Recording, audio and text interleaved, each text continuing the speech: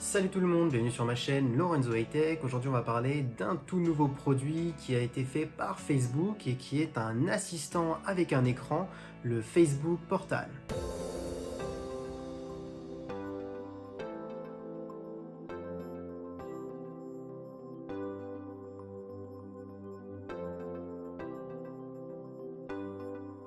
Comme vous avez pu le voir dans la vidéo, ça ressemble énormément à une tablette ou un cadre photo numérique, mais c'en est pas un. En fin de compte, on est sur un assistant personnel, un peu comme les Google Assistants ou les Amazon Alexa.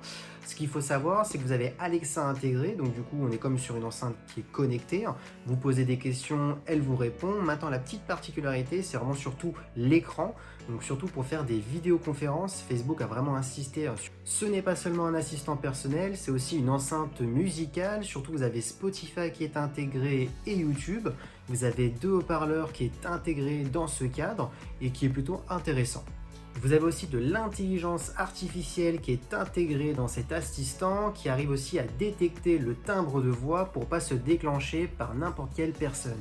Du coup, après avoir dit toutes ces petites choses, maintenant on peut se poser la question à quoi sert cet assistant. En fin de compte, ça reste comme une enceinte connectée. Vous pouvez diriger tous vos produits connectés de la maison, vous pouvez écouter de la musique, vous pouvez poser des questions à Alexa. Donc c'est la même chose, sauf que vous avez un écran qui est tactile, donc ça peut être intéressant pour regarder des vidéos sur YouTube, ça devient un petit peu une tablette. Par contre, attention, vous n'avez pas d'Android comme une tablette classique, on est sur un OS propre à Facebook et qui est malheureusement limité, donc vous avez très peu d'applications. Maintenant, on va pas se le cacher que Facebook a créé cette tablette surtout pour les vidéoconférences, donc ça peut être intéressant parce que la vidéoconférence ça peut être l'avenir.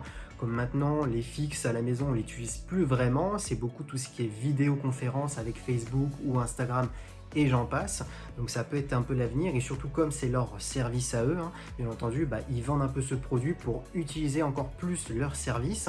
Donc ça serait vraiment ce petit plus que je pourrais dire par rapport à une enceinte où il n'y a pas d'écran, c'est vraiment la vidéoconférence. Du coup, pour faire une petite conclusion sur les points positifs et les points négatifs, donc les points positifs, c'est le côté où on change maintenant l'image de l'assistant personnel en changeant vraiment l'assistant personnel traditionnel. On est maintenant sur un écran tactile qui permet d'accéder à quelques applications sur le propre store de Facebook. Donc ça, c'est par contre le point négatif parce que du coup, il n'y a pas énormément de choix dans le propre store de Facebook par rapport à Android classique.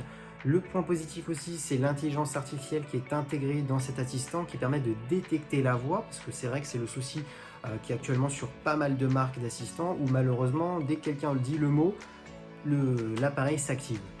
Le point positif qui s'accompagne aussi du point négatif, vous allez comprendre tout de suite pourquoi, c'est très simple. Par contre, vous avez deux haut-parleurs avec une bonne qualité sonore. Par contre, le point négatif, c'est si vous n'aimez pas Facebook et si vous n'avez pas de compte Spotify, vous ne pourrez pas écouter de la musique parce que c'est seulement avec ces deux applications que vous pouvez accéder à de la musique.